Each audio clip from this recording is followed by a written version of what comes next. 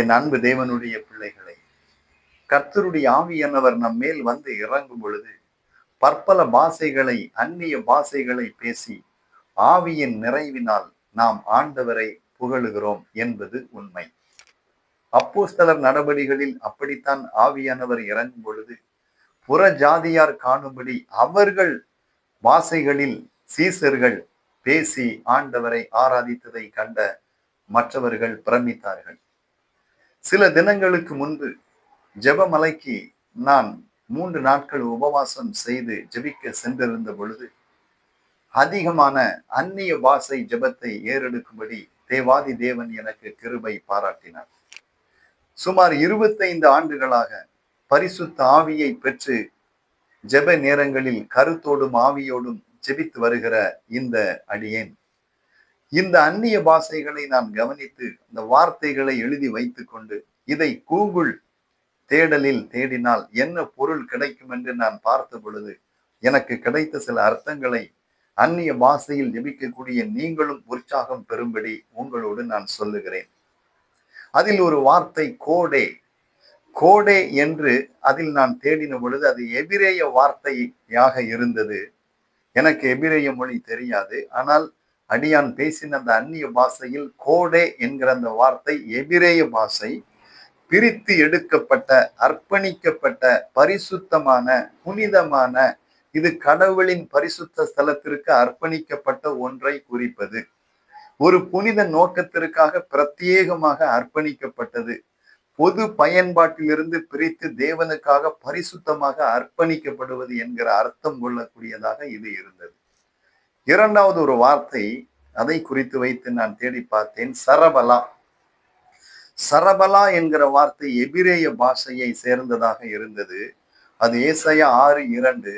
ஆண்டவரை ஓய்வின்றி பாடி துதித்து ஆராதிக்கிற அந்த தேவ தூதர்கள், கேருபீன்கள், சேராபீன்கள் அக்கினிமயமான தேவனுடைய அருகில் எப்போதும் காணப்படுவதால் அவர்கள் எரிபவர்கள், ஜொலிப்பவர்கள் என்கிற அர்த்தம் கொள்ளுவதாக அது இருந்தது. தேவனை ஆராதிக்கிற அந்த 4 ஜீவன்களையும் எரிபவர்கள் என்று குறிப்பிடுகிறது. அதான் சரபலா. நத்தானே மூன்றாவது வார்த்தை. நத்தானே என்கிற வார்த்தையை தேடின பொழுது அது எபிரேய மூலத்தை கொண்ட ஒரு ஆண்பால் பெயர். அதாவது அவர் கொடுத்தார், அவர் கடவுளின் பரிசு. இது நன்றி உணர்வு அல்லது தெய்வீக ஆசீர்வாதத்தை குறிக்கிறது. தமிழ் மூல மொழியின் சூழல்களில் இதை எஜமான் அல்லது பிரபு என்கிற வார்த்தையில் அங்கீகரிக்கப்படுகிறது. நான்காவதாக ரகடதாரக. இதை தேடின பொழுது கண்மணி போல் நம்மை காப்பவர் என்கிற பொருள் அங்கே வெளிப்படுகிறது. ஐந்தாவது சேகநாதி என்கிற அந்த வார்த்தை என் வாயில் வந்தது. அது அரமேய மொழியாக இருக்கிறது. அரமேயம் என்றால் ஆண்டவராகிய இயேசு இந்த பூமியிலே ஊழியம் செய்த பொழுது அவர் சொந்தமாக பிரசங்கம் செய்த பாஷை அரமேயம். இந்த சேகநாதி என்கிற அந்த வார்த்தை அரமேய மொழி கடவுளின் இருப்பு அல்லது கடவுளின் பிரசன்னம், யூத இறை இயலின்படி கடவுளின் தெய்வீக பிரசன்னத்தை குறிக்கிறது. கர்த்தர் மேலுள்ள நம்பிக்கையை நிலை நிறுத்தி கொண்டு பூமியில் அவருடைய பிரசன்னத்தை விவரிக்க, அதாவது ஆசரிப்பு கூடாரம் அல்லது 2 3 கூடும் இடத்தில் நான் அங்கே இருப்பேன் என்று சொன்ன அந்த வார்த்தையை குறிப்பதுதான் சேகநாதி என்கிற அந்த அரமேய வார்த்தை. ஆறாவது கெடதே என்கிற ஒரு வார்த்தை வாயில் வந்தது. அதை நான் எழுதி பார்த்த பொழுது எபிரேய வார்த்தை பரிசுத்தமாகுதல், தேவனுக்காக தேர்ந்தெடுக்கப்பட்ட என்கிற அர்த்தம். ஏழாவது கண்டீசா என்கிற அந்த வார்த்தை அந்நிய பாஷை. இது சிறிய அரமேய சொல்.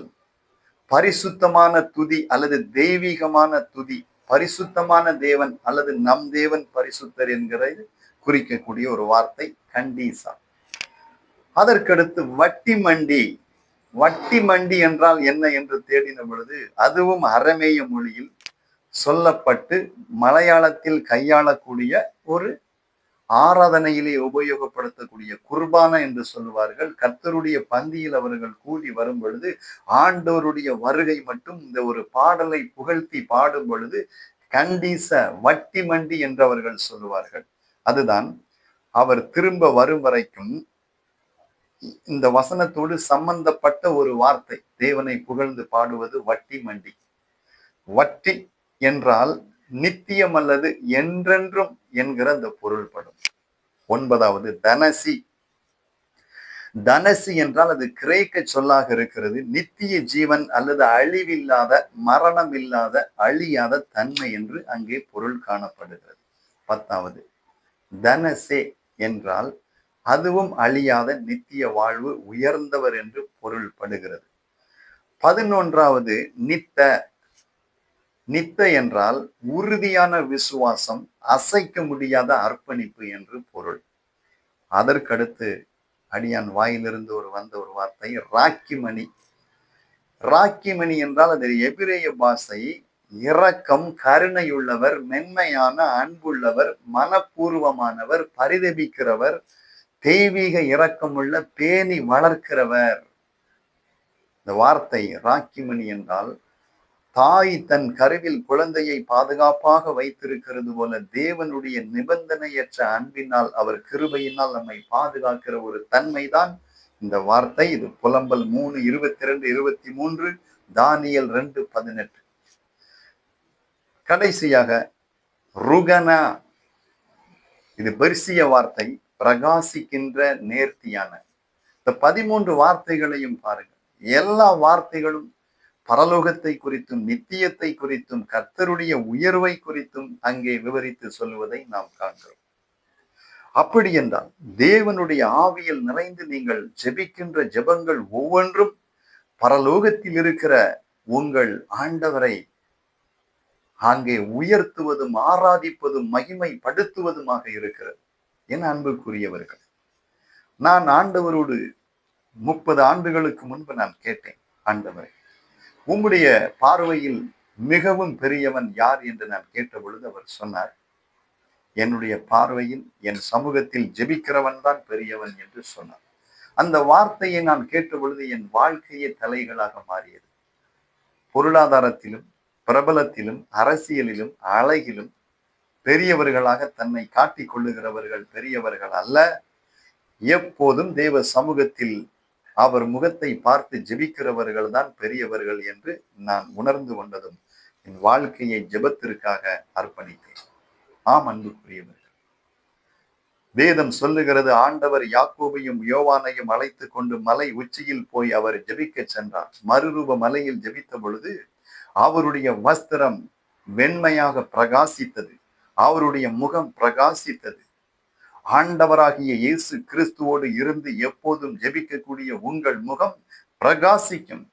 எத்தனை மேகங்கள் வந்தாலும், எத்தனை இன்னல்கள் வந்தாலும், கர்த்தரிடத்தில் அன்பு கூறுகிறவர்கள் வல்லமையோடு உதிக்கும் சூரியனை போல் இருப்பார்கள் என்பதை நீங்கள் மறக்கவே கூடாது. இக்காலத்து பாடுகள் இனி வரக்கூடிய மகிமைக்கு ஒப்பானவைகள் அல்ல.